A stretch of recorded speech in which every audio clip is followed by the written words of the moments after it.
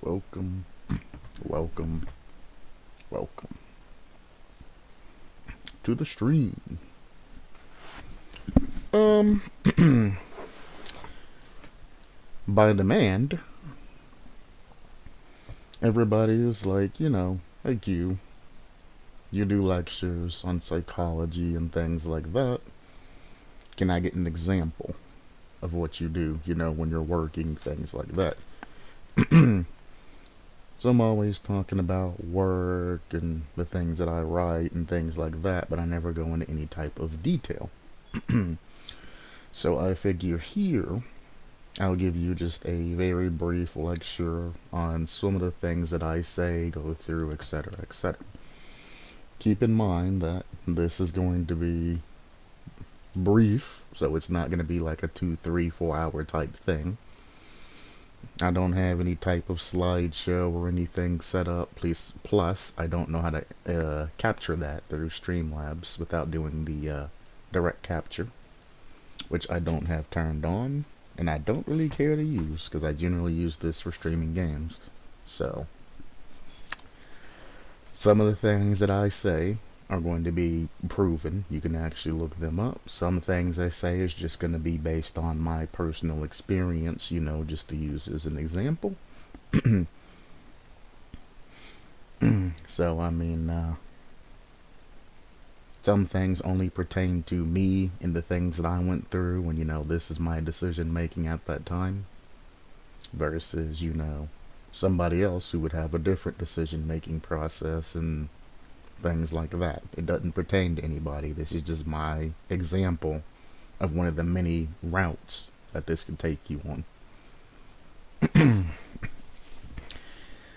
Anyway, topic I wanted to cover today was saving money, particularly trying to teach your children how to save money. One,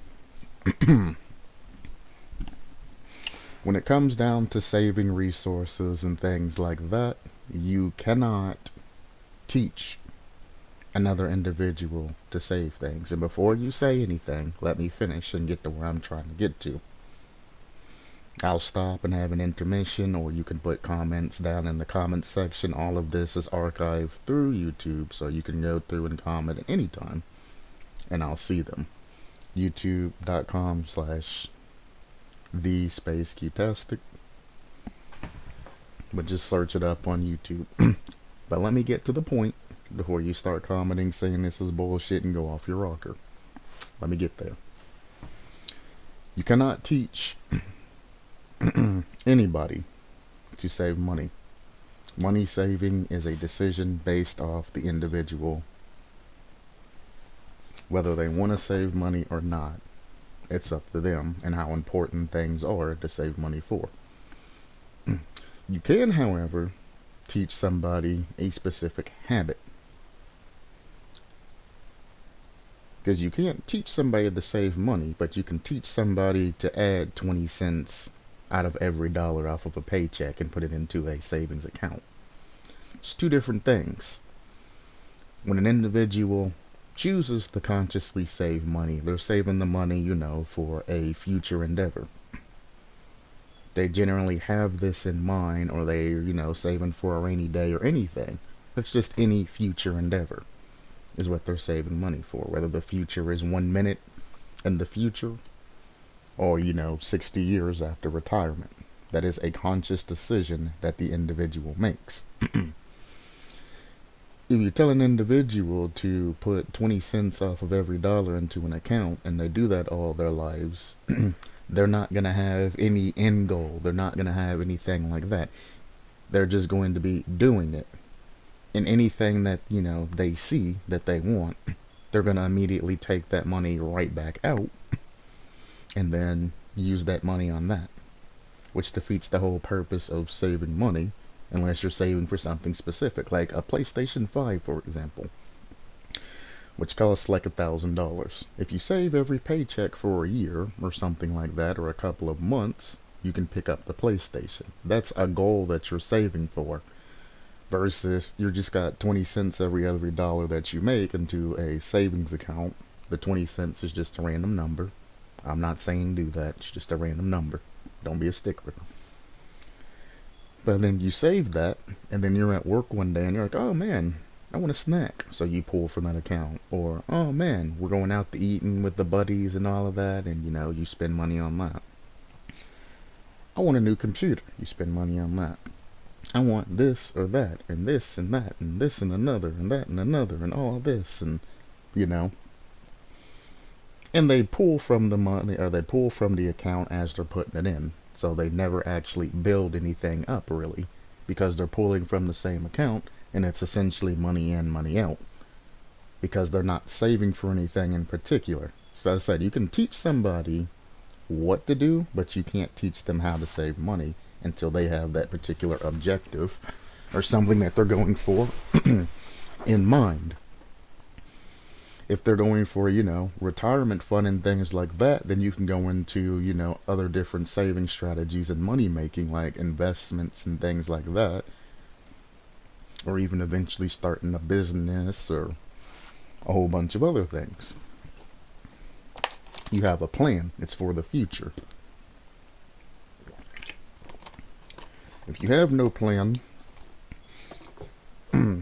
or anything, then you're just going to grab money out whenever it suits you. So, that's the basis of things. Now, parents that try to teach their children how to save money ends up instilling upon them habits. Generally, whatever the habit the parent has. And that particular habit, which is reformed throughout the years, and the parent is went down the woes and the highs and the lows of that particular habit. Until, later on down the road when they're, in 20s, maybe even beginning 30s, when they finally something clicked in their mind. And they were like, hey, I actually do need to start saving money and start putting money towards things, and things of that nature. I'm going off the average. I know there are some people out there that are immediately saying, well, I started saving at age 18. You might have started saving, in parentheses, at age 18, but you really had no end goal. Ain't no 18-year-old gonna throw money into their retirement and then keep that up for 60 years. It's not going to happen. That's what pensions and 401ks and all of that were for in the past. I guess 401ks are still sort of relevant, but there ain't no way you're going to keep your mind on the prize the entire 60 years and save up money and then invest that money and do everything that you need to do, unless you have a strong, place where you're coming from. A parent that, started you off maybe with $20,000 in the bank in like a trust fund or something, and then you started adding money in and all that, and, a good coming from. Because your average 18-year-old, that comes from, an average family, don't have time to think about that stuff. You're out having fun with your friends, etc., etc., Things aren't too necessarily strict. I mean, you have a little bit of money, which generally comes from allowances. Then you finally get your first job. And as humans work, and the more money they make, generally in the same effect, the more money they spend. If you're poor, you generally tend to save a lot of money for, good things. When you go to that medium, you live the medium lifestyle. When you make a lot of money, you live the high lifestyle. It's just human nature. And I know a lot of poor people are very humbled at the moment, and they're like, well, if I had a lot of money, I would do all of this and that and that and that. But you got to realize, over time, you're going to have a huge influx of money coming in, and you're going to see that you don't need to save as much money as you necessarily are going to have, because it's money coming in. You save 20 grand, but you're getting 100 grand in a month. I mean, eventually you're going to be way up there in the money, and then there's going to be no need to save money. Your ideology is going to change. But I mean, a I'm gonna say poor person, but there's not really any good way to say it. A low income family doesn't have the ability to know what being a high income family is and what it evolves around. Low income families deal with, the bills that they have, and they're like, okay, this is this month, this is this much a month, etc., etc. But you have to realize where you're living when you're in a low income family, you're not going to be living when you're a high income family. So the cost of living is going to go up. So that X, X, X, Y, and Z amount that you think you're going to be saving monthly changes significantly. And when low income families go to high income, places, everything's just a new ball game. And you can't stick to that. I'm gonna save, every single penny and all that, because if you stay in a low income housing and you have a lot of money, you are going to get robbed. Your cars and everything else are going to get beat up, broken, and all of that. You're going to have all your friends that lived around you coming to your doorstep, asking for money all the time. All the drug dealers, all the people that's helped you in the past, all the people that's lent you money, everybody, friends, family, all of that are going to come to your doorstep daily, mind you. And they're going to be asking for money. And when you say no, they're going to get mad and vandalize your crap, and they're going to make you spend the money, essentially, that they asked to borrow on your car and your house and everything else. Then, if you say no to like a drug addict or something like that, or, you have a friend over that's, your low income friend, things like that, who may seem trustworthy at the time, because you both were, from rags. Well, that motherfucker might start robbing you blind. You never know.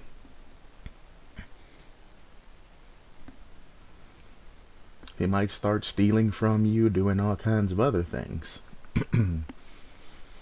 And one thing I've noticed is that a lot of low income families don't necessarily trust banks and things like that.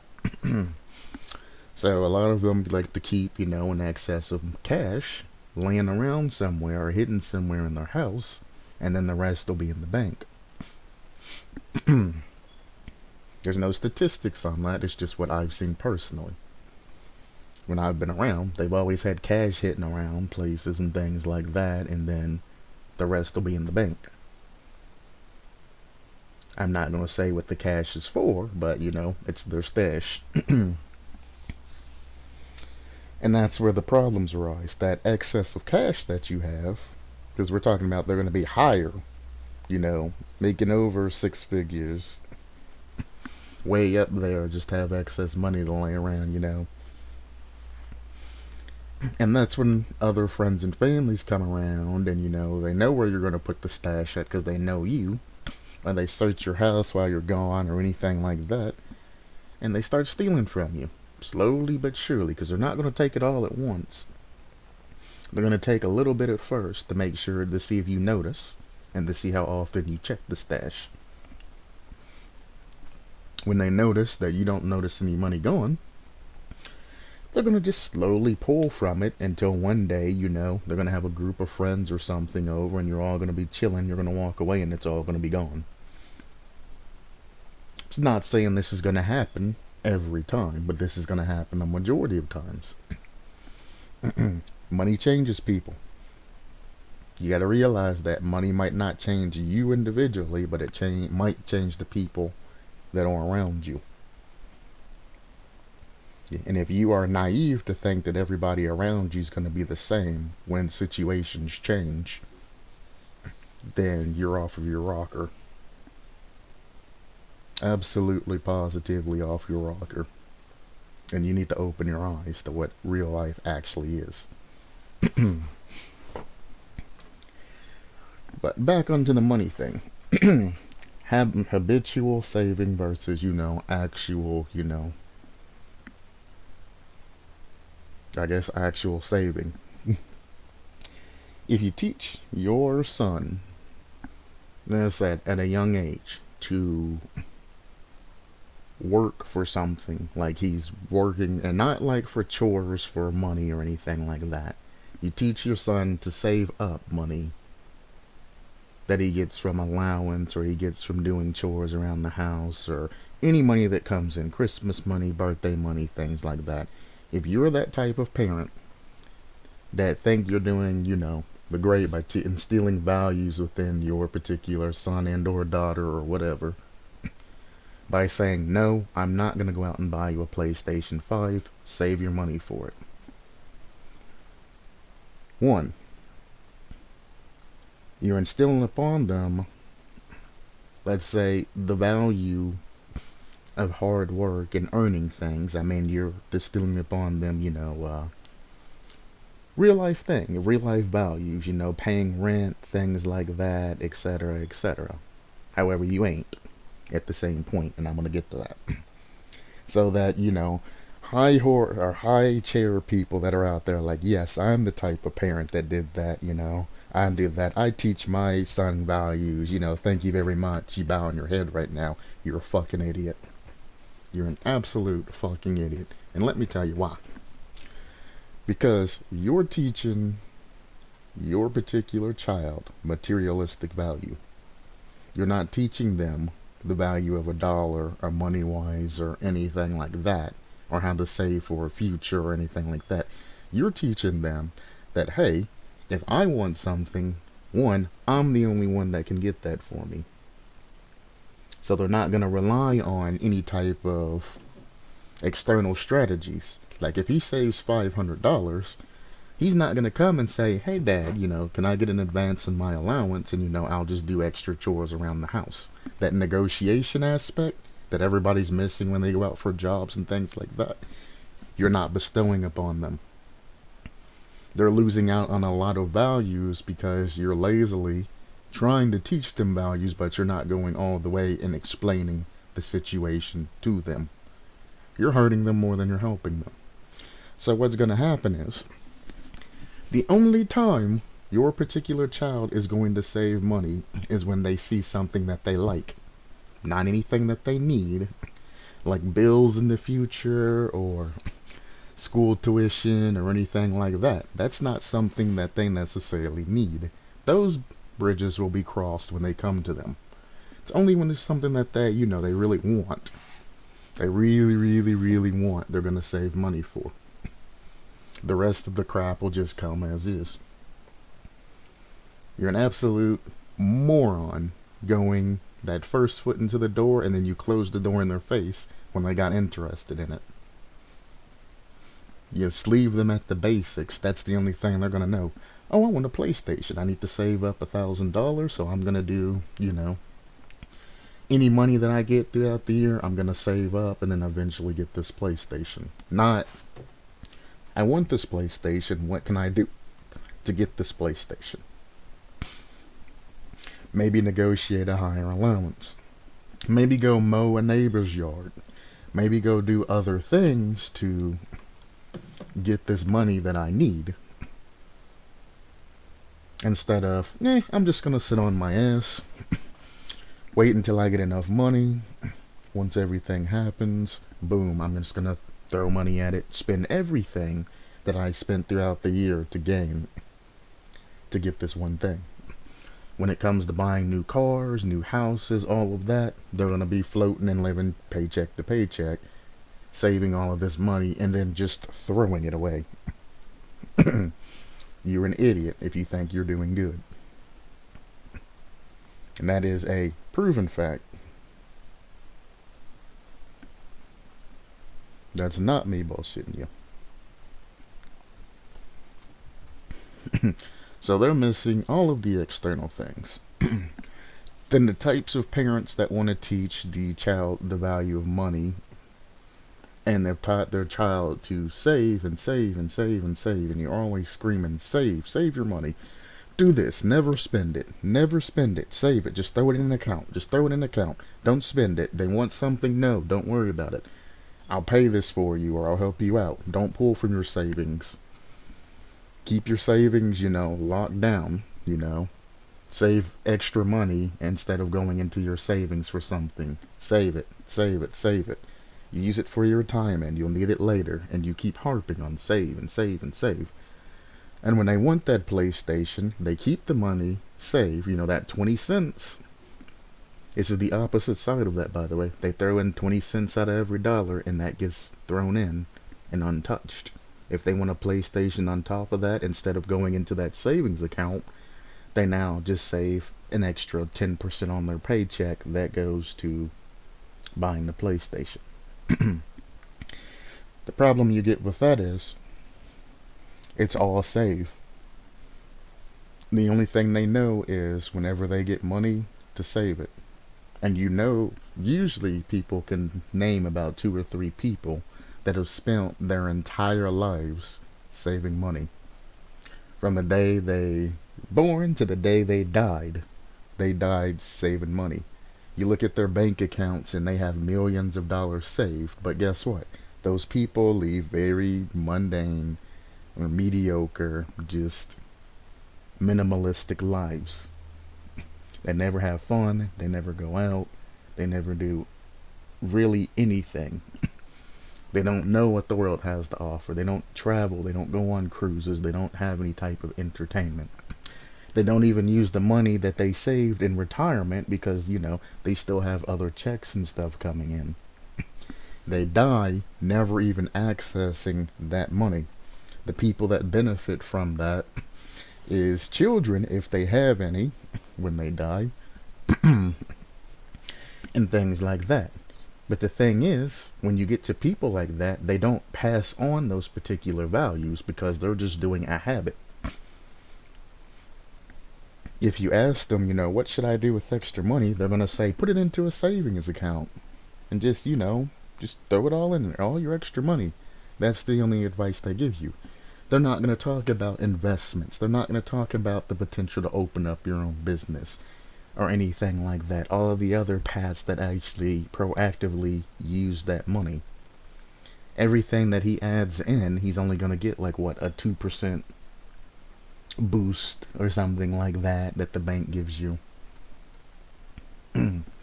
It's not a lot. And like I said, he's never actually using that. He's going to die. And if he has children, his children are going to get it, or his spouse is going to get it, which I don't know if he's even going to have a spouse because he's living very minimalistic. He's going to have a minimalistic spouse that I guess saves too, or just never questions why he's saving money, if she's aware of it. She'll be living a very minimalistic life. He'll die and she'll be like, what? We had millions of dollars in an account? Why are we still doing what we're doing? But what generally happens is it goes to children, relatives, all of the scalpers or grave robbers that want to come in and say, oh, well, he owed me a debt, and things like that. And the money gets distributed out to people, and then they go and they waste the money on whatever bullshit they come across. And that money ends up inevitably being wasted and not put to good use. A couple might do something reasonable with it, but most people that are scalping money, they just want money for just something that they've had their eye on, or just have money just to have money. He never had any mind to invest anything, open up a business, make his life easy, or easier, by using all of this saved up money. Wasted. Why? Because they were never taught anywhere to actually use the money on. They were just taught save. So you have the guy that's taught save to spend it on something, then you have the guys that are taught save. And no matter which type of strategies that you use, if you're not clearly explaining what you're doing or why you are doing something, people are never, especially children, as they're going up to being, young adults and all of that, aren't going to understand why I'm doing this. The grown-ups are telling me to do this, so I'm going to do it, but I don't know why I'm doing this. And this is parenting 101. Don't tell your child to do something without explaining it why, or they're just going to become these mindless drones that are doing something for no apparent reason. That's why when you have children that tell all your personal business when other people are over, because you tell them never tell a lie, no matter what, never tell a lie, lying's bad, etc., etc. But you never tell them why lying is bad, and when lying is actually acceptable, and things like that. You never explain these values. Now, young kids, you can just instill upon them, tell the truth. But you have to keep in that clause, and you have to explain to them why telling the truth is good. You also have to protect yourself because, well, children, they will tell your life secrets if you don't know, not to put limits on that. Tell the truth to police officers. Tell the truth to, teachers if they ask, things like that, but don't necessarily run around telling the truth to just random strangers. Because then you got the creepers that are like, hey child, when are your parents not home? And they're like, oh, well, from 6 to 9. And then it's 6 o'clock, a whole group of people come in and rob you or something crazy like this. This is an extreme example. But I mean, I know those of you that have had those situations in children where your children tell a teacher or an authority figure something that is pure, but that person that they're telling it to misinterprets it. And then they call you and like, your child said that, you have weed in your yard. You're growing weeds in your yard. When, they're talking about the grass weeds, not marijuana. Things like that, misunderstandings that happen. So, and then you can't be mad at your child for saying that because they're doing what you say, telling the truth, but they weren't telling it in, full context. But they don't know any better. If something happens and you're going through bankrupt or something like that, and your child ends up listening in or finding out about it, and your teacher's like, hey, is everything all right? And your child just holds his head and says, we're going bankrupt. Because that's what you said or did.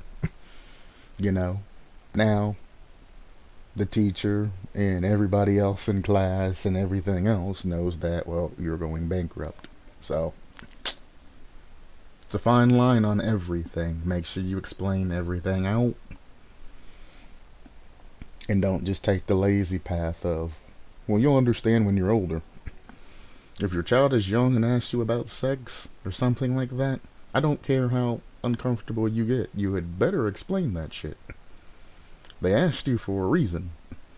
It could be something as easy as, they were watching cartoon or a commercial came on that said something about sex, or a comedian or something like that. It could be something, innocent like that, and then you explain it to them. They know they ain't gonna remember the crap, but at least explain it to them for that, situation. Something else could be happening in their life. You could have a little girl that's going to school and the little boys are like slapping her butt and all kinds of other weird things that are happening because the teacher, it's got like 30 kids and can't pay attention to all of them. Try to ask you about sex. Don't just say, I'll explain it to you when you're older. Kind of try to get to the bottom of it and be a good parent. Where's this coming from? Where did you learn about sex? Things like that. If she says she learns about sex through or by their teacher, then you need to call that school and get that situated. Or you got a little girl or your boy or any of that, and they're standing around in a group with a bunch of like kindergarten group, and they're talking about sex. Then somebody's household's fucked up, and you might want to get that person's ducks in a line and all of them in order, or get your child to another school or another class or something else. You really want to find out the situation and the pretext of this, or if your child's being molested.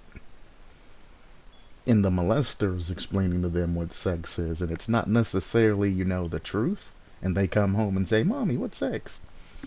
And you say, well, you'll explain, or you'll understand when you get older, and they're like, okay. And then they end up getting molested and molested and molested, and you find out down the road something that could have been prevented. You gotta keep in mind, you need to take the time to talk to your children. Don't just blow them off.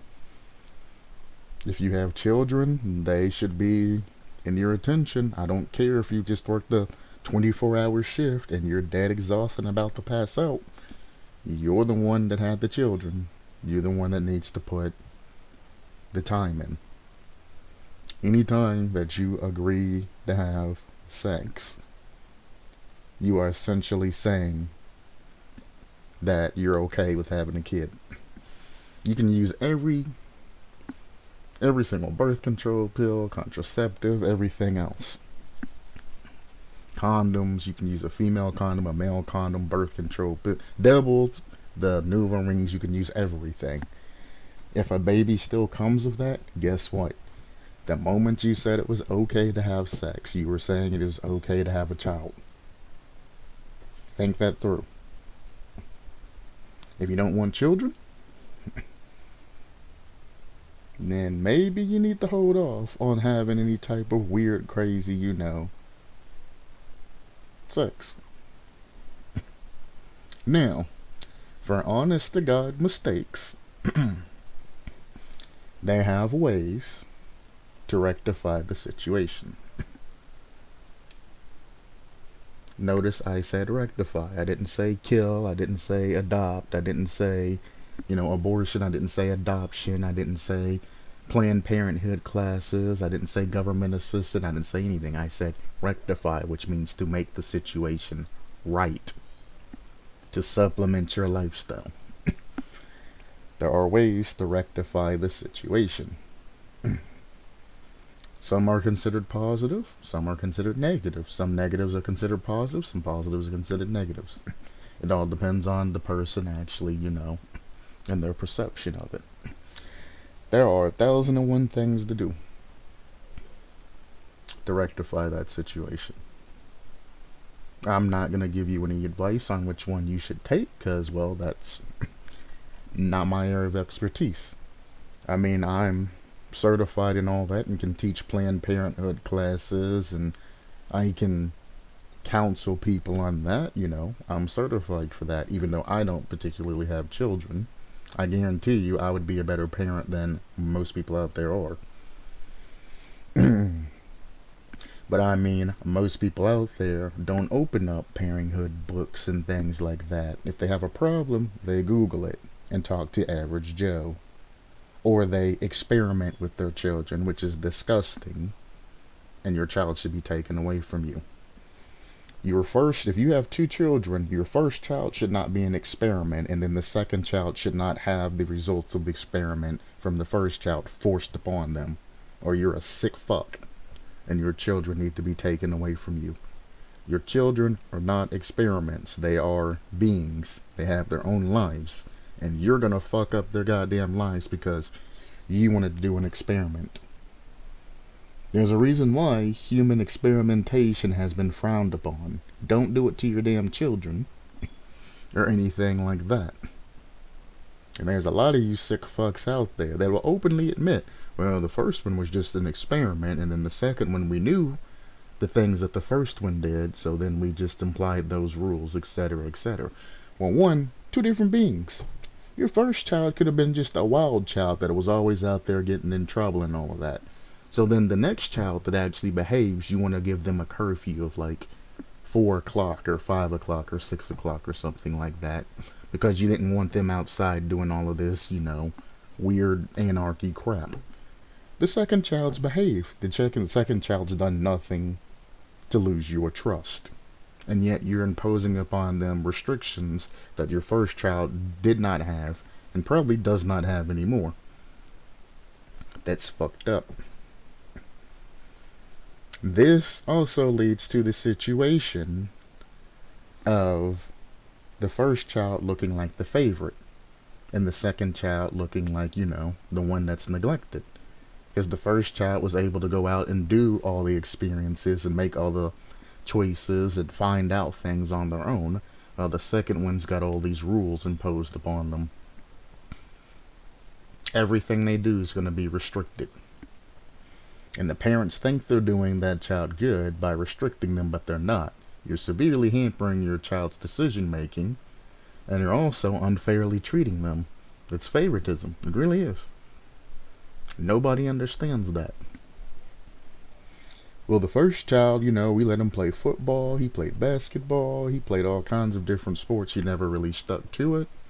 So when the second child came out, when they decided he wanted to play football, we were like, are you going to stick with it? It's not going to be a 2 week thing and all of this. And we severely questioned him and things like that till the child eventually no longer wanted to do that shit anymore. So that's it. Just keep in mind that each individual child is different. Do not treat all of your children the exact same. If one child's a troublemaker, don't treat the other child like a troublemaker. Give them all the same clean slate. Let them draw their own path along that slate. And if they try to stray too far from the path, curve them back into it. Don't stop them from making that curve off the path because they need it in order to grow, but curve them back onto the right path. You know what I'm saying? Like if your child's starting to go out and, act out a little bit, okay, that's fine. They're giving you a little attitude when they're teenagers. That's what they do. They're trying to get their own individuality out there. But, when they're sneaking out of windows and committing arson and beating other kids up and doing all kinds of things like that, you need to curve that before it gets that far. Curve that back on in there before, they get out of control and start shooting up schools and doing all kinds of other crazy things, Curve that line back on in there. Anyway, that is a pseudo, and I jump from money saving to child parenthood and things like that. I generally cover different topics. Like I said, it's not going to be a full lecture of 3 to 4 hours. It's not. I just wanted to add in the different types of concepts that I cover through this 3 and 4 hour period, and just give you examples of each. The primary thing is children, which was broke down between, Planned Parenthoods, before baby comes to after baby comes, and then saving money. And then, the last lecture would be combining all of those together towards the end. So now you have a way to save money and all of that for children and future endeavors. So when you do decide to have a child, you have money to raise said child properly. Before you're doing that, you have the safety and everything that you can do to prevent the child until you want it, or if the child happens accidentally, you'll have a plan to go off of that to continue on without having to stress. Then as you're raising your children, there's a plan there. And all of that ties together towards the end, which gives you that middle section, which I generally show all the different sections of the Illuminati eye, and then the middle, I show the eye itself, just to make it a little bit dramatic and interesting. So all the different angles of the triangle all come together to the Illuminati eye, which creates the entire group.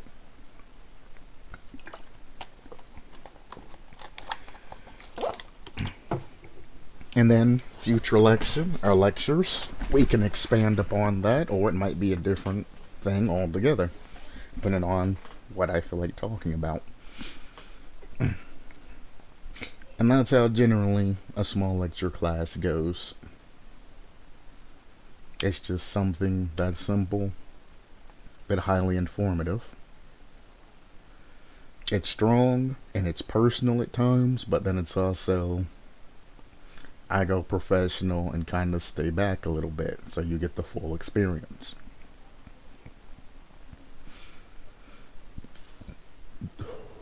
Number one taboo in Planned Parenthood or any type of child raising is experimentation on your children. I was not lying. If anybody that is part of that particular group, they have to stay impartial, because you're still part of that psychological group and all of that, so you have to stay impartial to patients, and you can't straight up say they're sick fucks like I did. But trust me, they're thinking it.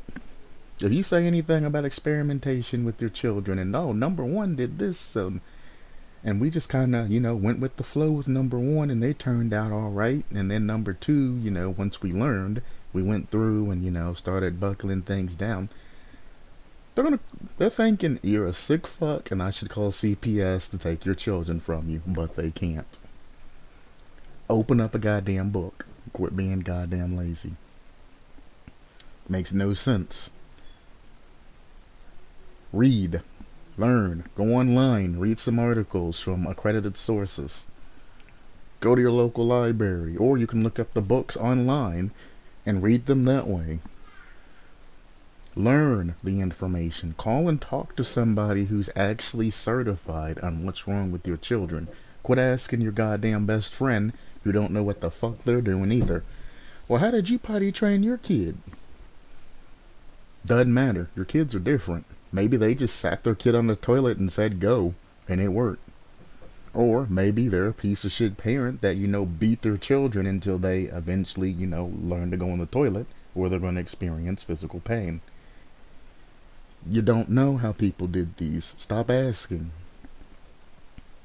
The methodologies, putting Cheerios in the toilet and telling the child to aim for the Cheerios and making it a game for them. You don't know the methodologies of how they taught their children, and you don't know if that's going to work on your particular child. So stick with the professionals. The people that are paid to know the answers. Or at least paid to give you advice on things to try before you just go off and leave your child to the oblivion. Also keep in mind that children learn things at different ages. If one child learns to walk a year before, or even 2 years before the other child, it could be something just as simple as their kneecaps haven't developed all the way to the fact that, their minds haven't developed all the way. One might be slower, or their muscles or something else could be prohibiting them, their balance, or their perceptions of everything. Something might just be a little bit off. It takes time for different humans to do different things, even if they come from the same mother and father. But anyway, I am going to start up Splinter Cell because, well, I have all the time in the world. If anybody has any questions or comments, put them in the comments.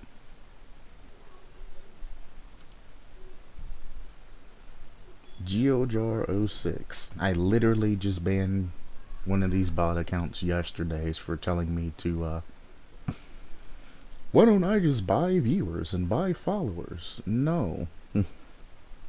I don't think I will.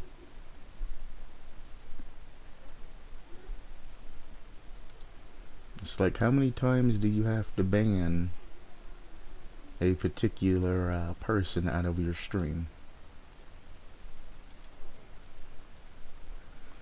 So we click on them, we click ban, and GeoJar, stop coming to my streams and telling me to buy followers and viewers. Stop. 1. All the links and all of that are turned off by default. I can't even see what the link is. 2. I don't care for viewers and being, this super awesome, amazing, streamer. Time will fix that. Weirdo.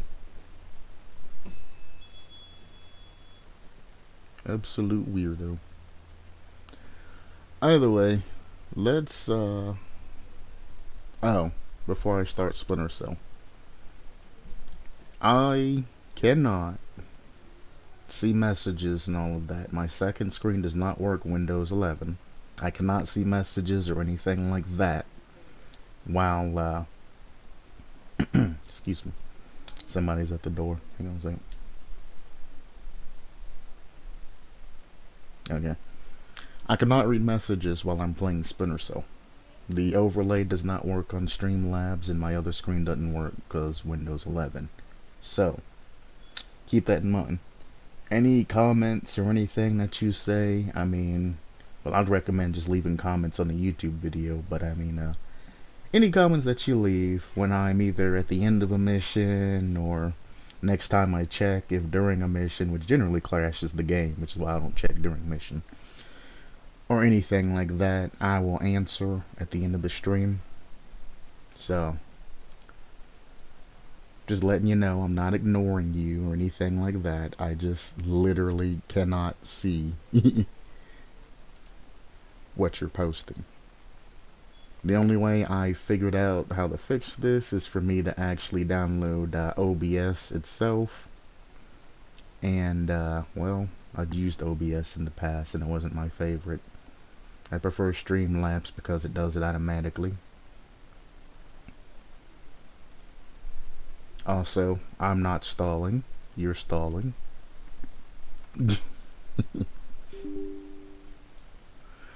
Alright, I'm launching the game now. I'm gonna wait until I get all the way through the main menu and in-game and all of that before I capture the game. Because what happens... A moment for this to go through. Because what happens is, if I capture the game first and then exit out and go back in, it immediately crashes. Sound warning. If I don't catch this in time. Sound warning. Got it. Cool. I finished the mission last time, correct? Where are we at? We're at this place.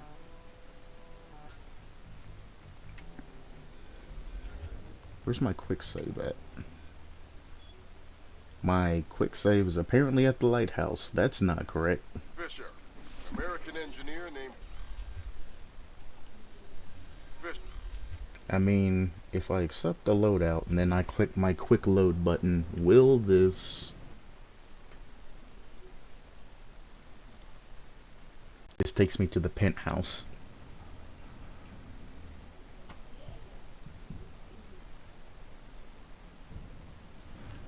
Did I never extract last mission?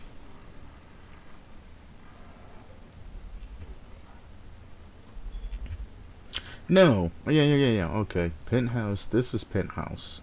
I need to go to this place. Sorry for the I didn't remember where I was in game. Cool. I showed the blackouts and all of that. Gotcha. Yeah, stop talking, Lambert. Please. Gotcha.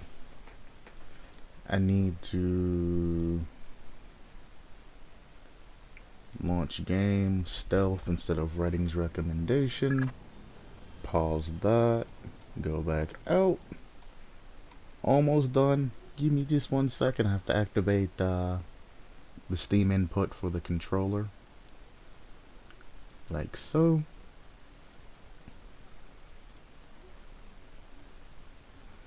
And now, we are good to go. So last time, we broke into the penthouse, found out what Dvorak was. It was just an algorithm, solid state machine. Well, it was essentially just doing an algorithm for chaos theories is what it was doing. But we found out that Douglas Shetland's company, which is the guy we worked with on the very first lighthouse mission, Doug Shetland, his company in this place has been cooperating with Chinese leader that we seen at the end of the cutscene that Lambert was talking to was actually the guy. So that's where we are now. We're here at this place checking things out. As of now, since they are a partnering company, we are to go in silently without, you know, killing anybody, doing any type of lethalities until we can have probable cause. They're having a meeting. We need to spy on that as well. If all is good, then we just go to get in, get out stealthily. Everything goes well. If all is bad, then they will be considered a traitor's company and all hell will break loose. So let's jump on into this. Fisher, we need to to find out if Displace and Zerkasi are working together. But until we know, you want me to keep it quiet. Don't kill anyone or I'll abort the mission. The Pentagon has contracts with Displace all around the world. The President will have puppies if he finds out we're doing this. That too. They work with the Pentagon. I don't think there's any secret ways in from back here, so let's continue on. Hey, Marco asked me to ask you when you can finish getting the ventilation system running. Can I hit this from here? I never tried. Well, Marco says hurry up, since the air is Nope. stale inside. The hell do I care what Marco said? I don't even know him. I'll tell him you said that. Huh, go ahead. Boy, are you in trouble. Whatever. Can I hit this? No. Also, just in case it crashes, ventilation shaft is very, very loud. For those of you that don't know, I guess I should go over everything. The light bar that you see in the bottom right hand corner, the little slider from black to white, the top bar, is how stealthy I am and hidden in shadows. The darker the corner, the more left the bar goes. To the right, the lighter. Like, he can't see me right now. I'm completely in stealth. Even though it looks like I can be seen. If I was to drop the brightness down, just imagine this being pitch black. The next bar is the sound bar. When I move, you can see that it moves. Like that. And then the little square that you see is ambient noise. As long as my sound bar is below that particular square, I can walk around and nobody will hear me. If I walk out a little bit more than this and I start running around, then they can hear me. So you use sight and you lose sound in this particular game, and they both work together. I can actually grab this guy.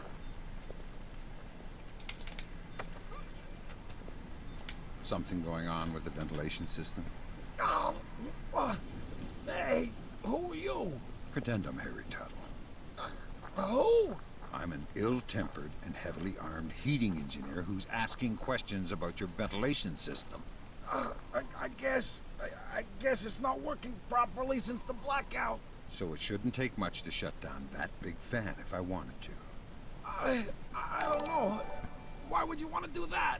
The adventure, the travel. Hey, okay. Hey, thank you for whoever posted a donation. I appreciate it. Hopefully I can get to that broken controller, you know. I would check it, but unfortunately, if I exit screen right now, it's gonna crash the entire game. So, yeah, I'll catch it at the end of the stream. It's also archived through YouTube, so you can also jump on YouTube later at the end of the stream, and you can get your shout out there. I don't care what you do with the fan. Just don't kill me.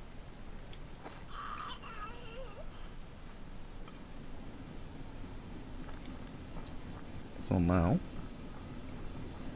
well, could be a donate or a raid because I never set up the different notifications. Ha ha ha. I'm not a professional. So we're gonna hop the fence. We're gonna grab, or if we can, grab this guy. If not, I'm just gonna knock him out.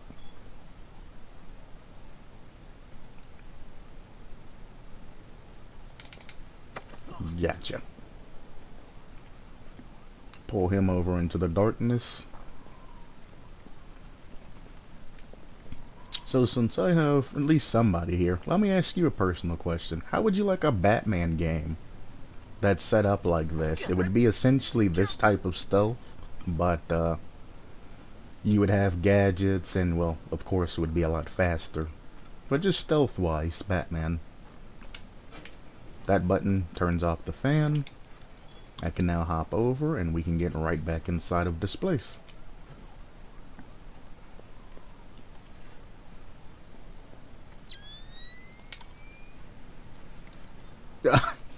The teleporting pick. I wonder why they gave me the option to pick that from over there and then teleported me all the way to the other side. I appreciate it, but that's goofy. Right, let me put on my night vision so you can see. And down we go.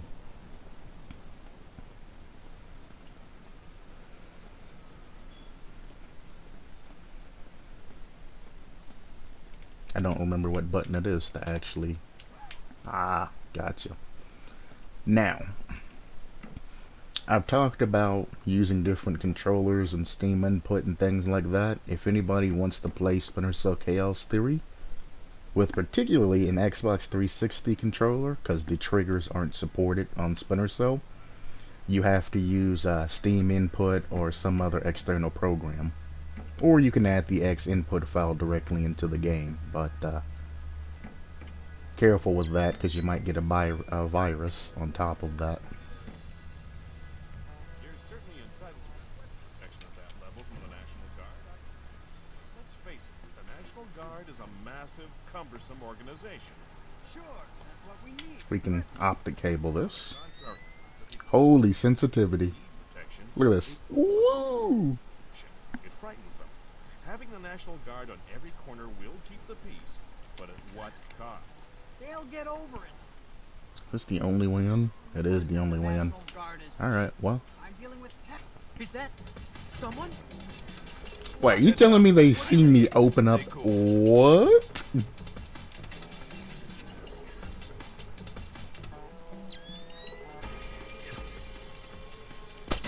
Nothing I could have done there. Fisher, be careful with the alarms. I mean, they shot the light for me, so.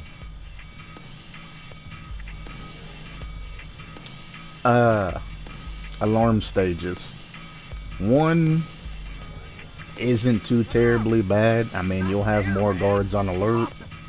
Stage 2, generally they put on like helmets and things like that, so headshots really can't really affect them.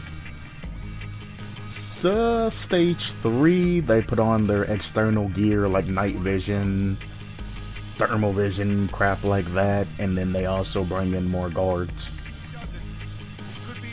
Fourth stage, it's an attack. They are actively hunting you down and they are shooting at you every single corner of every single way.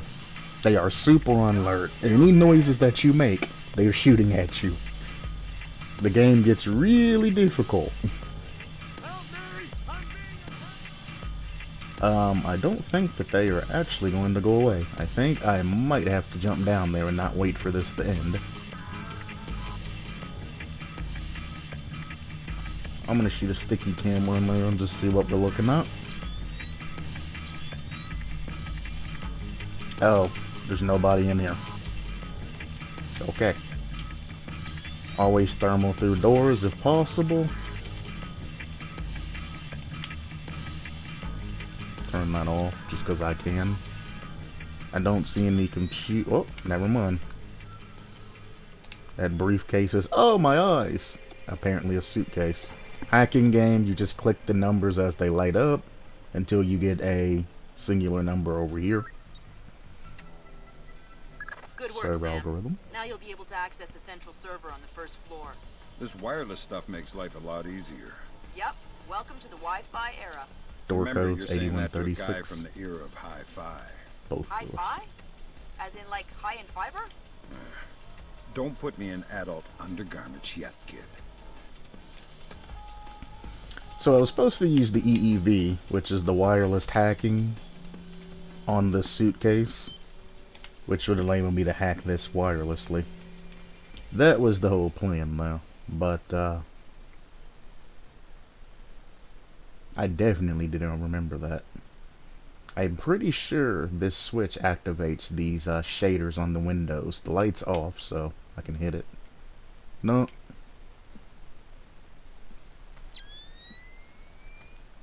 Somebody's out there.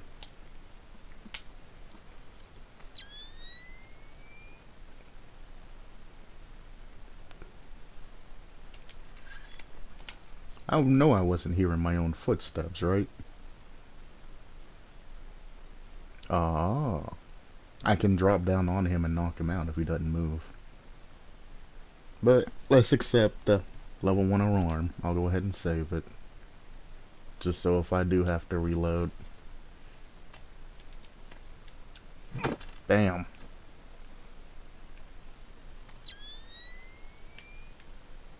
I thought that was a camera. I was like, I regret everything. I barely remember this mission. Pull out my gun so I can walk stealthily, even though my computer's controller system's kind of weird. He's not gonna do anything. I can actually show myself to him. See if I can get an interrogation. Civilians will generally run away. Well, if it's a civilian, they'll run away. Or do something like that. If it's a worker, they'll go touch an alarm or inform a guard. And if it's a guard, they'll just shoot you. Is New York City thinking about hiring displaced to protect Manhattan? Oh, God! Yeah! As far as PMCs go, displace isn't so bad. But you have no idea what you're getting into. What do you mean? Remember the Mafia? Yeah, I've heard stories. Well, imagine if instead of a bunch of thick-necked goons with stilettos, the city was indebted to an army of sociopathic snake-eaters who were loyal to the highest bidder. That doesn't sound good. It wasn't the barbarians who sacked Rome. It was the legionnaire expatriates who mustered barbarian armies. You're scaring me. Get out while you can. I think I wet my pants.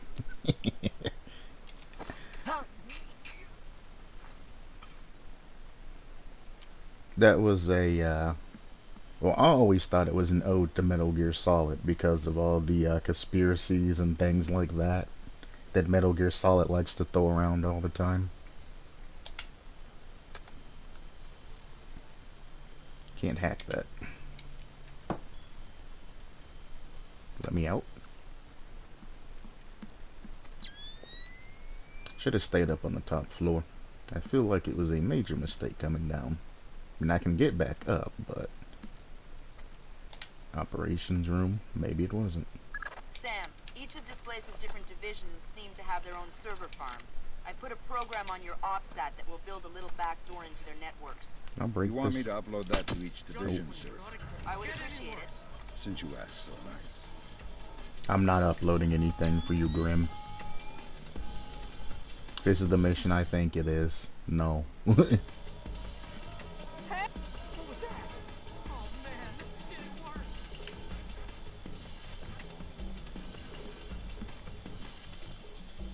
Nobody's gonna come check this, huh?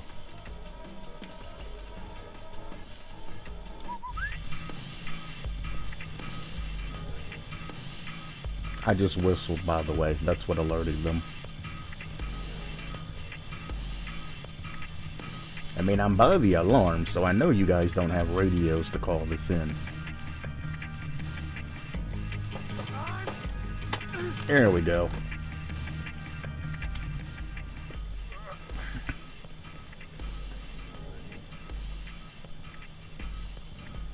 Yes, I kind of exploited the game knowing that an alarm wouldn't be raised. Sue me.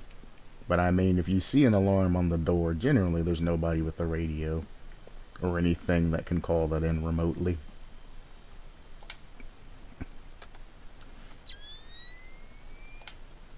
Junk email. A billionaire apparently won the lottery. Last digit's 40, so I can skip all the way here because this is the only thing that has 40 in it. Quick hacking. Mylon Nedich, VP Protection Operations, Displace International. He was in charge of the Morgenholt detail in Peru. Yeah, and now he's in charge of Zerkasi.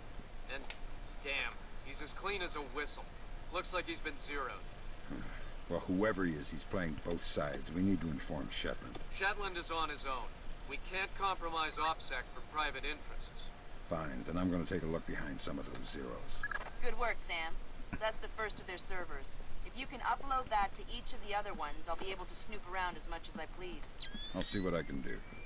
I'm not gonna get you every server, Grim. I'm sorry. It's not gonna happen. Maybe if I would have stayed initially up top and worked my way down. Also, keep in mind, I know I was talking about the sound and noise and all of that. For me to adjust how fast I'm walking, I have to scroll my wheel, like to walk really slow. I have to scroll my wheel, or mouse wheel, and then to go full speed like that. So when you see me sneaking up on somebody like this, and then next thing you know, it goes from that to full speed, it's because I didn't scroll my wheel. I'm tilting my stick to make it a lighter step, but yeah. 8136. If I ever get a new controller though, don't have to worry about that one.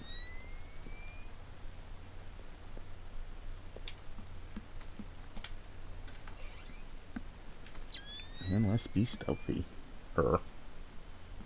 This mission gets really out of hand if you let everything go. I'm gonna hack this computer. I hear a camera too in the distance. 30, 192, 66 out, and 10 is out.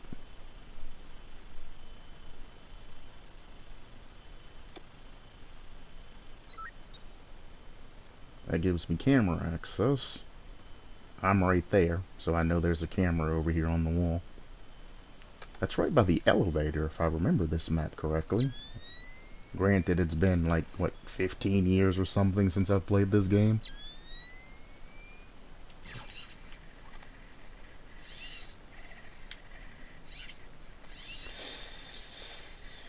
Do I do it for Grim? Oh, this guy. If I can grab him, I will.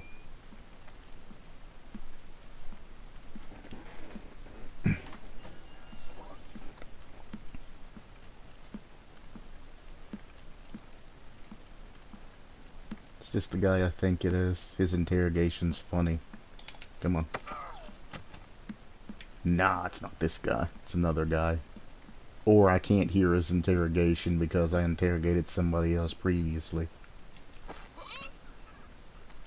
There's a button there. I don't know what that button does. Also, good security you got there.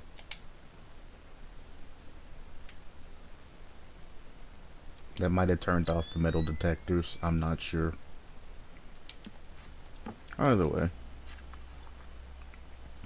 Very good security system, guys.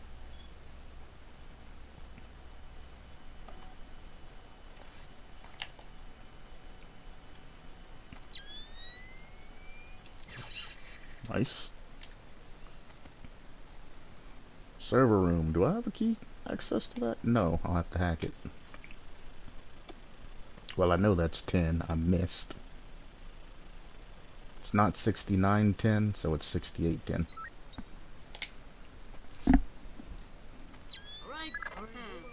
Small problem, Sam.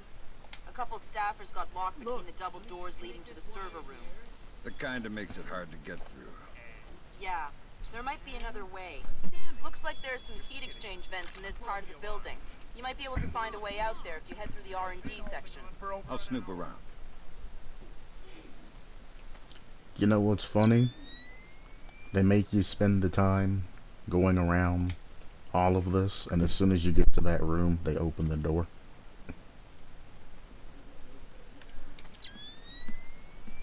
Do you go through? That was close.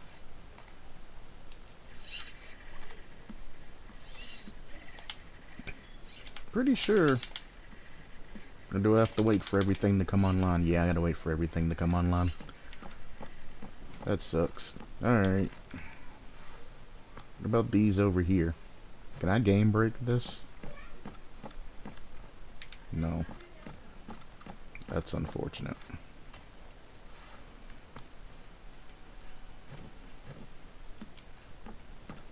I'm not sure if that switch deactivated those. That's why I keep jumping that instead of walking through. I don't want an unnecessary alarm. Where'd the camera? R&D section, huh? That's just the way to avoid the camera altogether. And also drop down. Guess we're going up. That is so bright.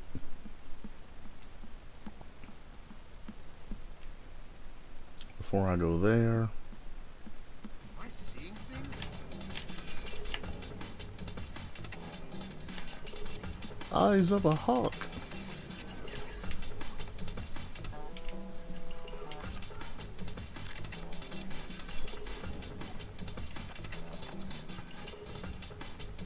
Don't pull out a flare. Flashlight is fine. Flares are redundantly retarded.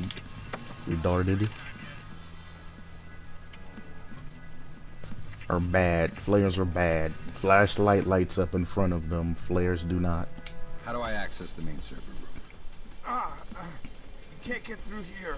Our doors are malfunctioning. Is there another way? Maybe through Nice. R&D. Might be a way through the ventilation into the server room. Thanks. Yes, sir.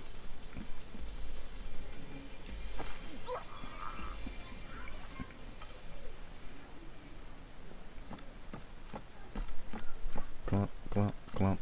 I hear something. Yep, that was the camera. We have training gym.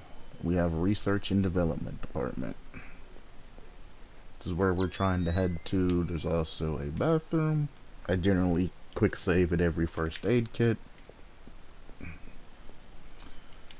Alright, so I'm gonna go back and check that other door, but I think that other door just leads right back to that other room that I was in. But if there's a server in here, I might as well try to get it for Grim.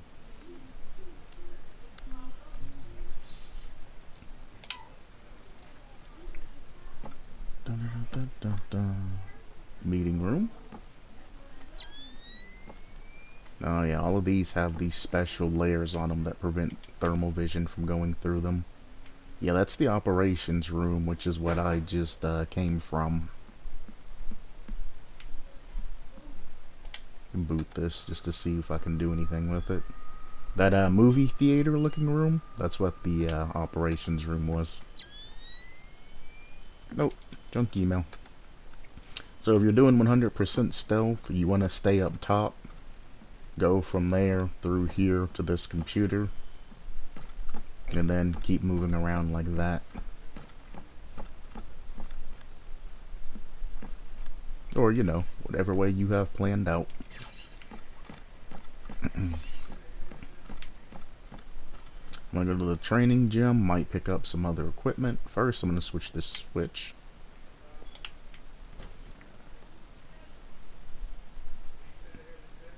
What's going on? Ah. Where are you? I didn't scroll my mouse wheel. I can just ice you, actually. I should have just walked up and meleeed him. Nope, glad I didn't. Oh! So, I ruined a very funny cutscene. If I would have allowed this guy to walk in, he would have then ran and jumped on this treadmill right here. You then hit the treadmill like that, it stops, and then he goes flying off and hits his head there. It's hilarious to see. But hey, maybe that's motivation to get the game and try it yourself. You know?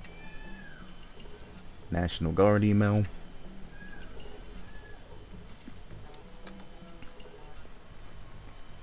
Go to the main server over here for Grim.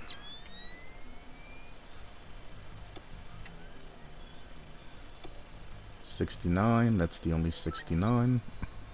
There's your Good tracer. work, Sam. Upload that program to the last server and you'll make me the happiest girl in the world. You're easy to please. Access is a girl's best friend. And there's the server algorithm. This is a second place where you can complete that particular objective. My man! Oh my! He could be a ballerina with moves like that. Also, you know I have to, right? I can't get a good angle. Yup. Yup. So what were you looking at, buddy?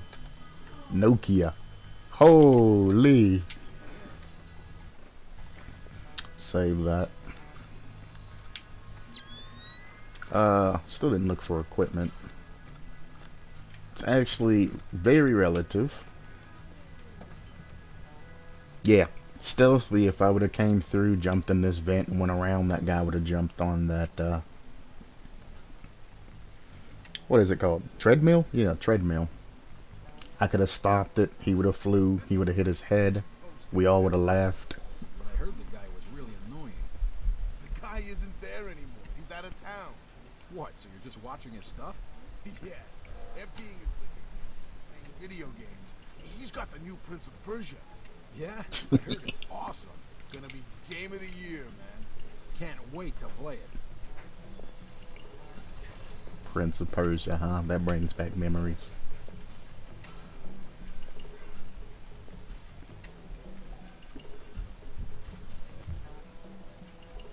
Did they make Prince of Persia? I don't know.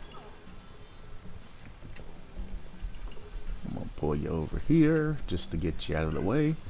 I don't think I actually needed to come here, but why not show we're past lead sometimes, you know? I generally play one mission, the game freezes. So why not take the extra time? Didn't mean to hit thermal, but cool. There's two guys out there.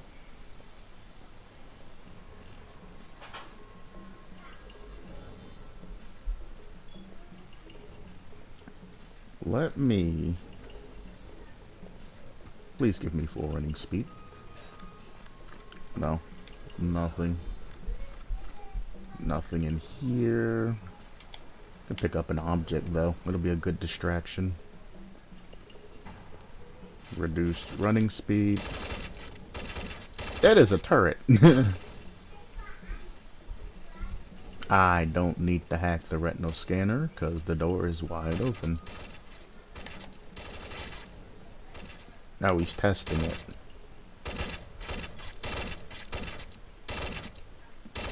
Every time it shoots, if you watch the ambience meter, it moves.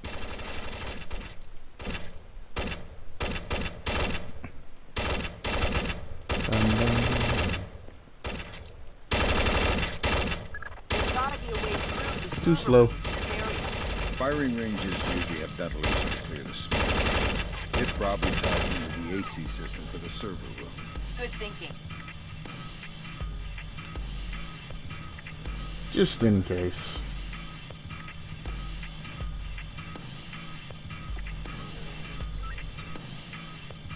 I'm gonna toggle off the friendly fire.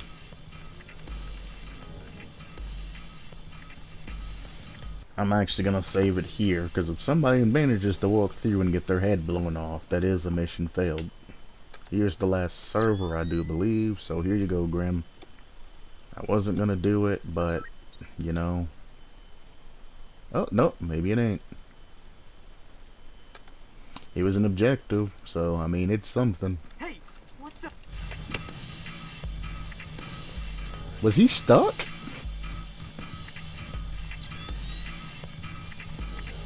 If I remember, I gotta put that as a thumbnail on YouTube, because he was just kind of chilling there on the stairs.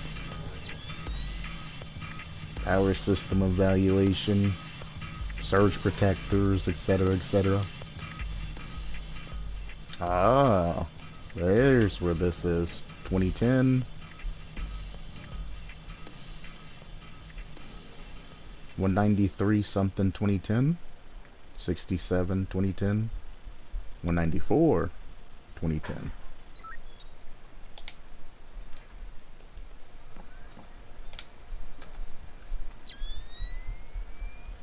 Oh, you're gonna hit me with the double, huh?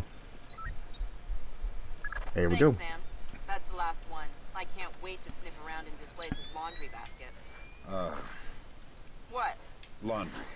I totally forgot. If I would have went in from that other door that I seen way back when, there's where that vent leads. You can just crawl in like that, access that without having to hack. I actually need to walk into the turret room, I do believe. The vents over here. It took me forever when I first played this to figure out that the vent's in there. I thought it was just there for ambiance and all of that, but nope.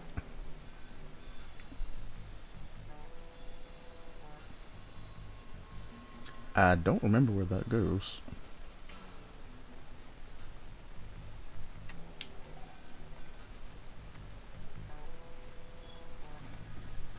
Well, that's the server room. Does this lead to the guys in the elevator? Is this just another way in?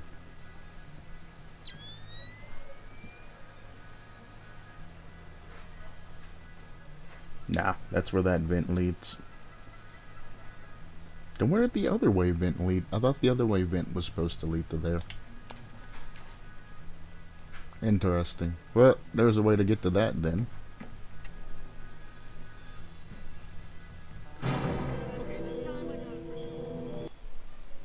You know, I really thought he was gonna grab the rope there.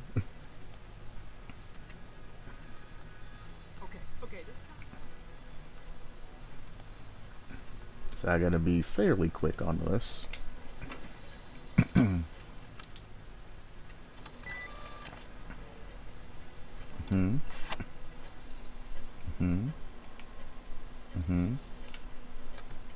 Damn. It looks like someone has shunted the data we need off the server. Login name M. Netich. M. Netich? Who's that? Fragments here. Looks like he's VP of Protection Operations for this place. Why not He mess with protected these Circassian guys? Morganhold? He's not very good at his job or he's dirty. No, I Echelon can't. has nothing I gotta on go. him. Looks like he's been zeroed. Probably a pseudonym. I'll see if I can find out who he really is. In any case, we need to get access to his computer. His office should be on the upper floor somewhere. Sorry to interrupt, but I see it. power's coming back on. I see it, Grim. You got company. You might want to... I see it. Check the server and make sure nothing got fried when the power came back. Okay, give a shout if you need anything. Will do.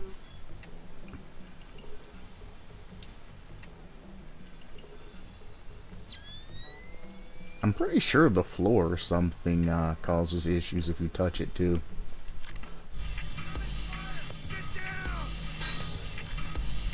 That took forever to go off. I'm serious, Sam. Too many alarms and these mercenaries will be after you.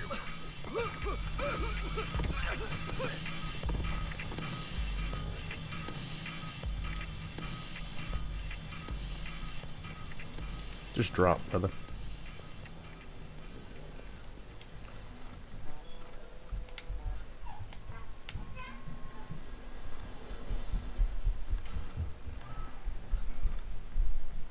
I thought there was an alarm if you went this way.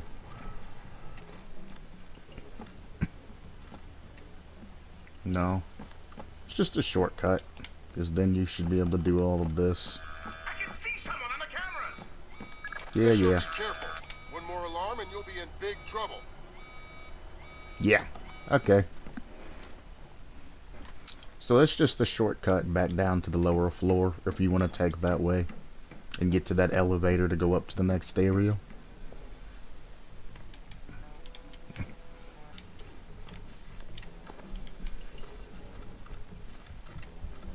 Ignore that exploit / glitch that I just used there. Why am I going up? It's supposed to be going down.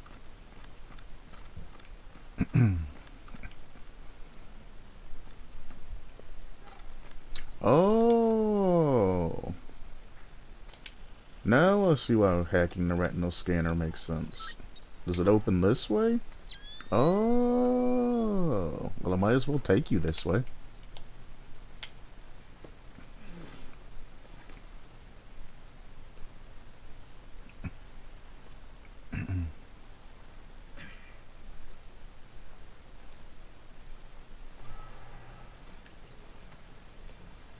This way leads out to this main desk.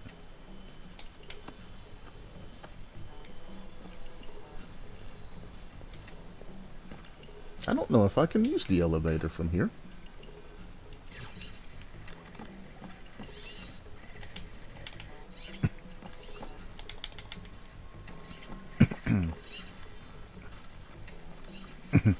You know what? Because I never activated the scene where the power comes on and all of that, I forgot a quick save before I went into the server room. That was a dumb on my part. I should have saved afterwards.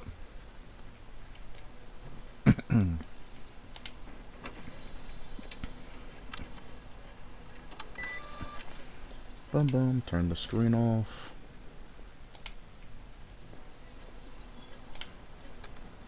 Damn. It looks like someone has shunted the data we need off the server. Login name Mnetich. Mnetich, who's that? Fragments here. Looks like he's VP of Protection Operations for Displaced. He protected Circassian Morganhold? Either he's not very good at his job or he's dirty. Echelon has nothing on him. Looks like he's been zeroed. Probably a pseudonym. I'll see if I can find out who he really is. In any case, we need to get access You can to do his that computer. too. His office should be on the upper floor somewhere. Sorry to interrupt, but I see it. power's coming back on. I see it, Grim. You got company. You might want to... I see it. Right. Want to check the server and make sure nothing got fried when the power... Get down! I was playing with the Probably a switch. pseudonym. I'll see if I can find out who he really is. In any case, we need to get access to his computer. His office should be on the upper floor somewhere. sorry to interrupt, but Bruh. power's... Jesus. Probably a pseudonym. I'll see if I can find out who he really is. In any case, we need to get access to his computer.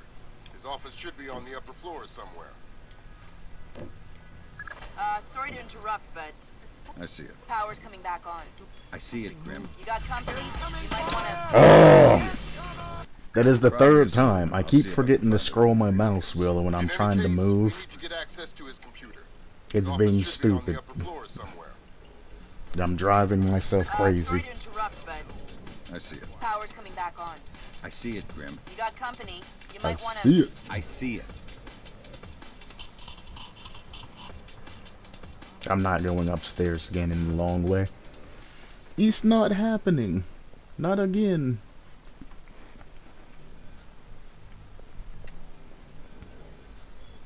This shouldn't be on.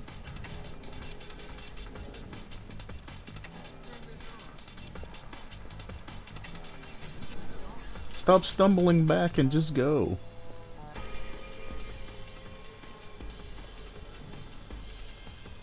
Don't you dare turn around. I saw something. What did you see me? What?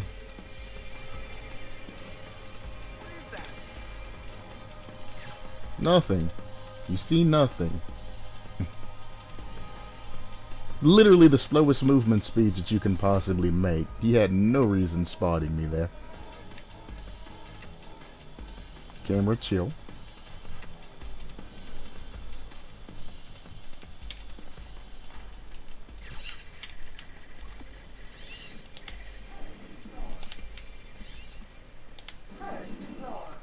First floor.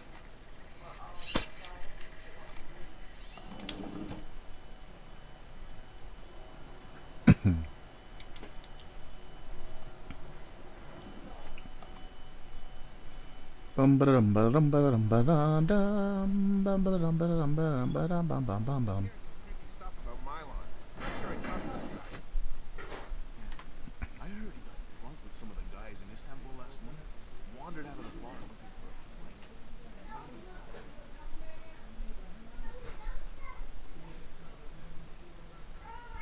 Well, that's unfortunate. Sound cut out. I was gonna let you listen to that conversation. It's kind of humorous. Put some extra man on. Same thing with all of these transparent windows. You can tag them like that, and you can see inside and things like that, and lure enemies, etc., etc. Or if they're on, you can toggle them off. It works both ways.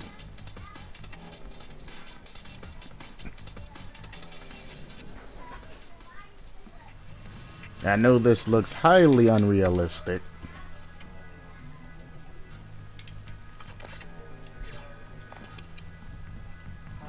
Because I'm obviously, or you can see me, but just imagine this being extremely, extremely black. Like, the only thing you can see is kind of a little flash of Sam's lights. This is how dark this area is. I have brightness up for streaming purposes, and I didn't install any HD packs or anything like that. What's with the light? If I can get him out here.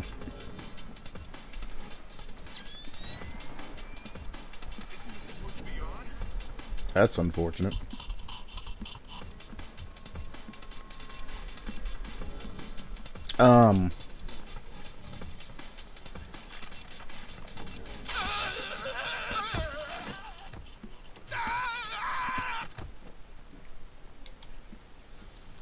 What just happened here? How did he not see him? What?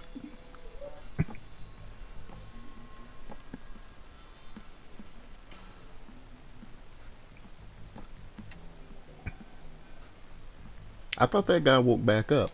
I was like, that's not in the game's programming. This got severely updated. But no. 194, 68.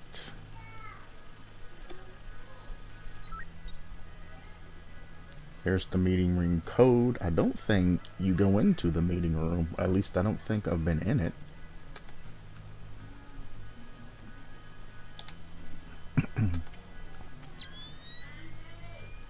Billionaire keeps winning the lottery.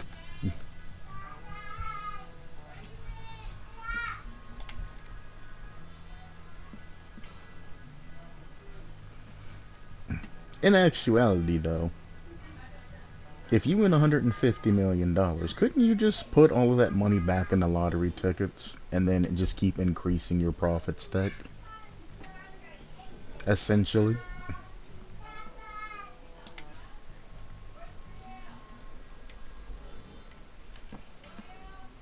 I think I need to go the other way. I'm gonna hack this just because I'm interested in where it leads.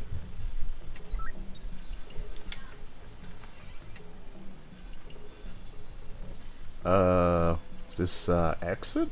Is this extraction? Oh! Oh! Hang on. Let me check this. Oh, yeah, this is extraction, probably. If they could let me get up there, I actually had an idea that I was going to try. That would have literally been game-breaking, though. That is not my pistol. AF4 round SC pistol, which I'm pretty sure just stands for Splinter Cell pistol. I didn't scroll my mouse. I'm probably gonna get caught here. 2346. Go. I can't thermal through those. Only way to check through those is toggling. That's empty. I can thermal through the door though here. I smell grilled cheese. Grilled cheese is my favorite. Somebody's taunting me. Silence.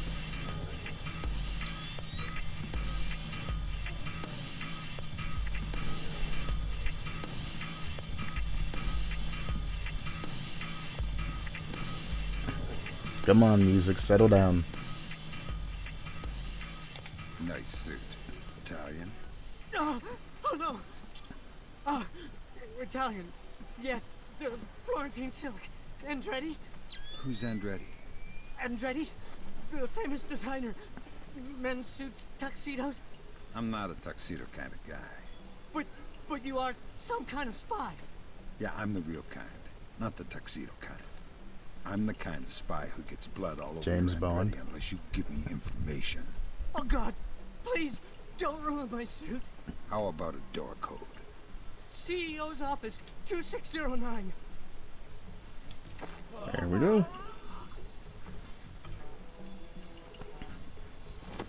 As I said, if you go through this game being a bruiser, and taking out everything you see. I think this actually triggers the shades if you click this.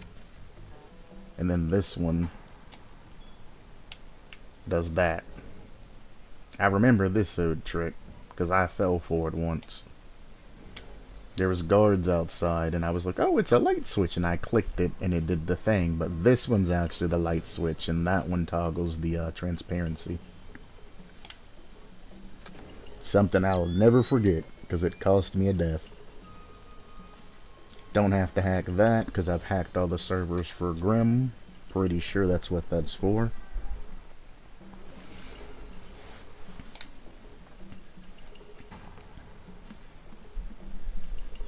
$26.09.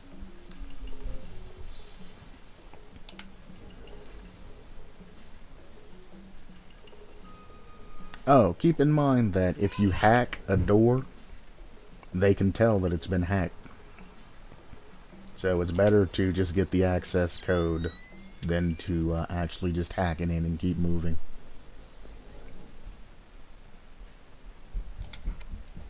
Turn these off. Boot this computer. Go over to this computer. Hokkaido. Hokkaido, isn't that basically the Alaska of Japan? Yeah. Looks like Milan Nedich has secretly relocated Zerkezi there. Interesting. Now we definitely need to talk to Shetland. Will its State Department handle that mess? You're going to Hokkaido. We're sending a helicopter to evac you from the roof.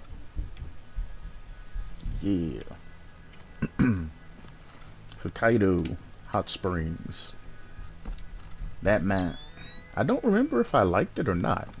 I mean, I don't feel any kind of negative way when they mention Hokkaido. It's kind of positive.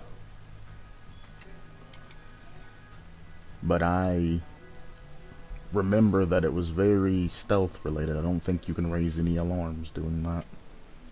During that. I thought that was a wall mine. Had me all paranoid.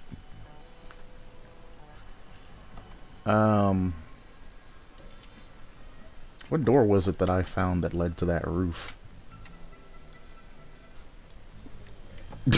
I've already been to extraction, so I don't, was it even this way?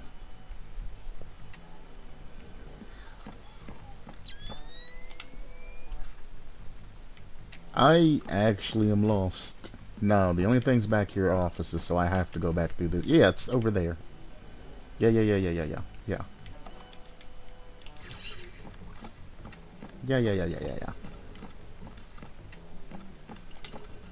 This door. And then we go up to extraction.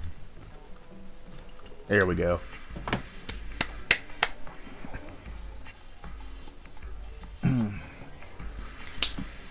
Okay, I never discovered the real identity of Milan Nedich because, well, I didn't use my mic to get that information. Because, well, the beginning of this particular mission with all of that was scuff. You're supposed to use your directional mic, listen to the guys. In the very first meeting, when I jumped in through the fan and into that duct, you're supposed to use your directional mic to listen to what they're saying. Then you're supposed to EEV hack the briefcase. That's how you get the real identity of Milan Nedich. I didn't. Whoops. It was already scuff when I decided to accept that alarm instead of resetting. So, there you go. 71% because I knocked a civilian out and I knocked out 17 guards and was seen 3 times. Plus the alarm. It's not bad. As soon as I hit next mission, there's a 90% chance this is going to crash, so this is probably going to be the end of the Splinter Cell for right now. I might stream it again later and do another mission, or wait till tomorrow. I haven't really decided yet. Cross your fingers. If it goes to the next mission, I will gladly play Hokkaido. But if it doesn't, then, you know, it is what it is. Hokkaido, Japan, and hey, okay. Happy as we are to be back online here in New York, our thoughts turn to our loved ones who are defending us on this beautiful 4th of July. to the Yellow Sea, where sailors aboard the USS Clarence E. Walsh are celebrating.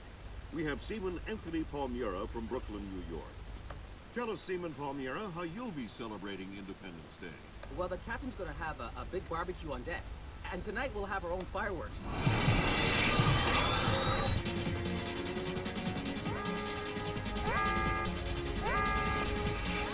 Talk to me! Captain, all of our command systems crashed. Nothing's responding. Seaman Palmiera, can you tell us what's happening there?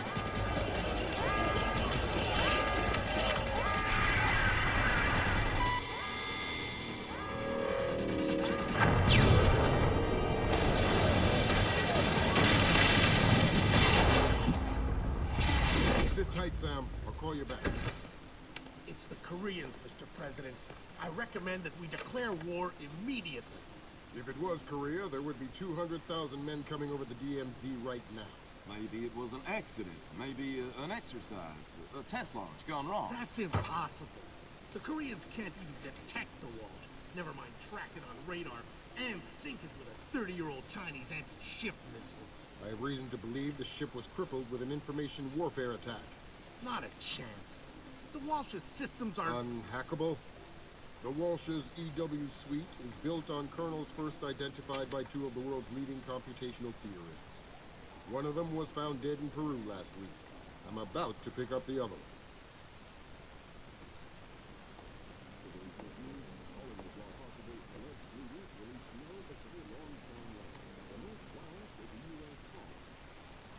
Ladies and gentlemen, I'm not sure what we've just witnessed here, but I'm afraid something terrible has just occurred. Amazing what they show on TV these days, huh, Sam? World's gone crazy. I guess you're in the right business then, Doug. What are you doing here? I'm looking for a guy named Milan Nedich. Heard he works for you. Lots of people work for him. Haven't you heard? First security company to make the Fortune 500. If you're looking for a job. I'm not. Is that so? You keep doing what you're doing, you'll just end up another unknown soldier. I'm not in it for the fame. Your buddy Nedich is dirty. Cut him loose. Unlike other employers, I don't cut people loose. If you got evidence against one of my guys, I'll help you bring him in. But I'm not going to send a man up the river because you say so. Fair enough. Just stay out of my way. Thanks for the advice. In case you change your mind.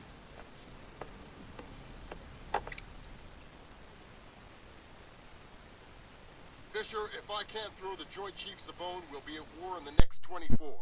I need you to bring in Zerkasi for questioning. Milan Nedich has moved him to Hokkaido for protection. I have no idea if Shetland is aware or involved, but I'd like to find out.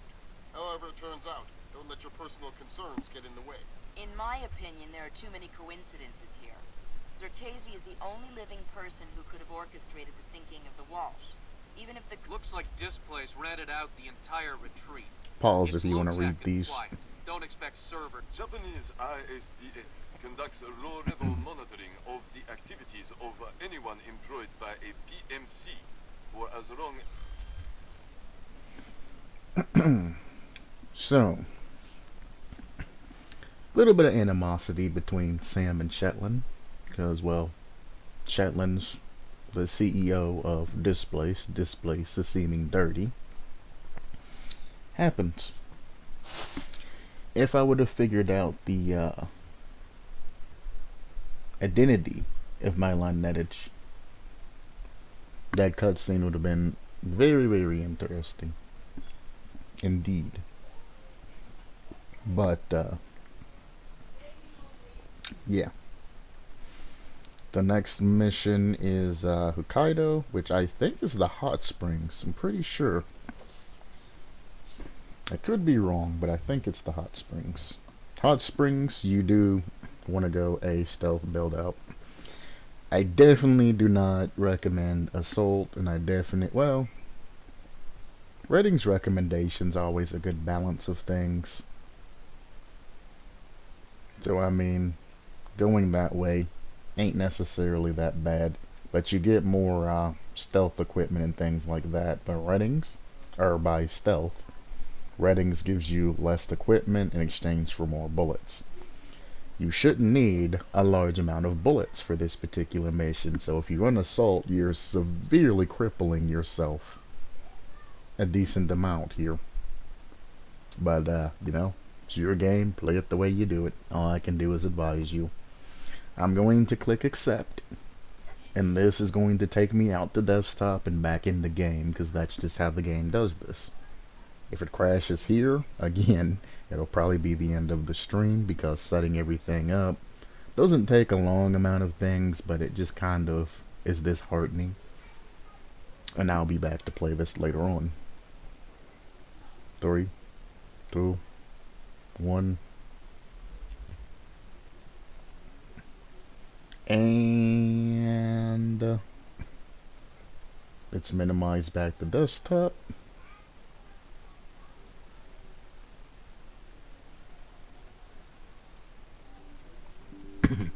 There it goes.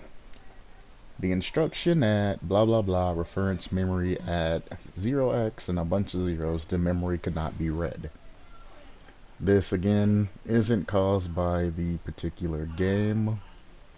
It was it's caused by the Steam inputs. Again, the Xbox trigger inputs are not incorporated into the game, and what the Steam inputs thing does is it essentially makes it a dummy controller, and it remaps. Like, you can use any controller with the Steam inputs. The Steam inputs is a controller on its own. It's just a dummy Steam controller. And whenever a game goes, like Splinter Cell uses the old Xbox controller that has the black and white buttons, it just remaps the black and white buttons to the triggers on my Xbox 360 controller automatically. The Splinter Cell game thinks I'm hitting the white and the black buttons, but I'm actually using the triggers. So which just kind of masks that and confuses it into thinking that. However, when I start a new mission and it goes back to desktop and pops back in, it reloads everything and all the files for that, and it's seeing that everything's not exactly mapped how it's supposed to be mapped, and it figures it out that I'm using a dummy controller, and the two buttons, the triggers, aren't mapped, and it's like, it's not in my memory. I don't know what these two extra buttons are, and then it's crashing. Terribly explained, I know, but hopefully you got, you know, some sort of thing from that. Wrong one. We want to be on ending soon, not intermission. I mean, I guess if you want to see the how much has been donated and things like that, I actually can't see that. I have to log back into everything and see it from that way. Guess I can do, I can go here, change this to from stream preview to mini feed. Wonder if that'll change anything. Here we go. Now I can see London Metropolitan. Thanks for the follow. Appreciate it.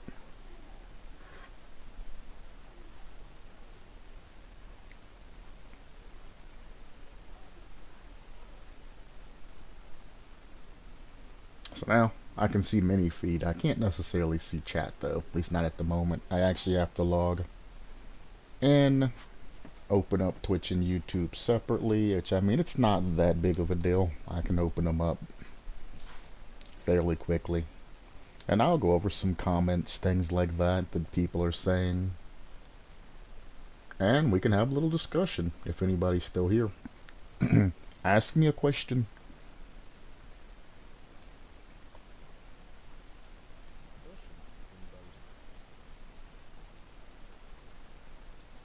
Alright. Yo, Pandora tomorrow. Yo, flak jacket. Flop, flop. Unfortunately, Mr. London, Pandora tomorrow didn't come with the Splinter Cell pack that I bought, which I found odd too. You have to buy Pandora tomorrow separately. And since I had already had streams planned, We're actually going to just be skipping Pandora tomorrow and, well, Essentials, because Essentials is mobile. But I mean, if I can find Essentials for free, I might. Never played it. First Splinter Cell I never played, which, well, I just completed here recently. So, there's that. But yeah, Pandora tomorrow, unfortunately, isn't going to make the cut. I'm not a big fan of Pandora tomorrow, so I can't say I'm not actually, you know, devastated because I wasn't able to play it, but I mean, yeah. So from Chaos Theory, we'll go to Double Agent, from Double Agent to Conviction to Blacklist, and that'll be the end of the Splinter Cell playthroughs.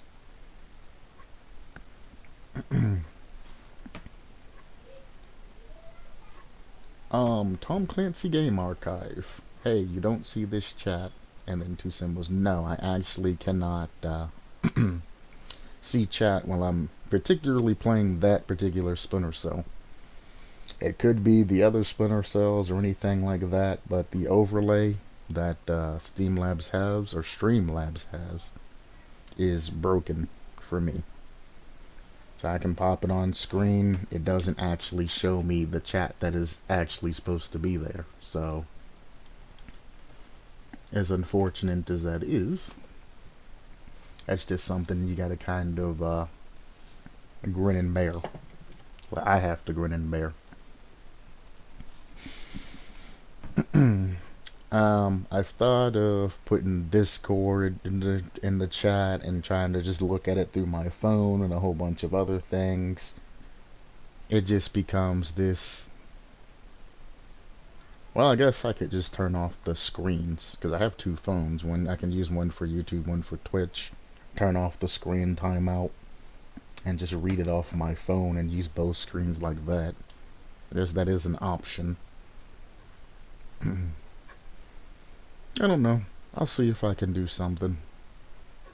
So like I said, if I just run YouTube by itself off of my AMD decoder, or encoder, not decoding, whoa, encoder, I can look at chat just by switching over, no problem. Running it through Streamlabs, I actually have no option for chat anywhere. I can show you chat, but I can't show myself chat. I have to download OBS, which I guess I can set up OBS, or I can use my phone or something like that. Fine. Since I am getting people's attention, I'll take the time to actually set up stream things like they're supposed to be. Fine, you guys convinced me. But anyway, this is the end of Splinter Cell. I might do an early Dead by Daylight review. Oh, Dead by Daylight, it's free on Epic Games. Dead by Daylight is free on Epic Games. That is till 12/9. Pick it up now. Make an Epic Games account, or if you have one, log in and go ahead and grab that. I do Dead by Daylight reviews, things like that. I play Rocket League, and now I'm just doing kind of like a Splinter Cell nostalgia tour of all the games, just cause, well, they're there. But anyway, I am gonna get off of dual stream, so I mean Twitch, essentially I am saying goodbye to, and then I'm gonna switch over to my YouTube to do Dead by Daylight reviews, possibly play a little Rocket League afterwards. So I should be over there on YouTube within the next 5 or so minutes. I can read chat when I'm just doing a YouTube only stream, so feel free to jump in, speak your mind. But always remember, supplement your lifestyle, and I will see you either later on or tomorrow for more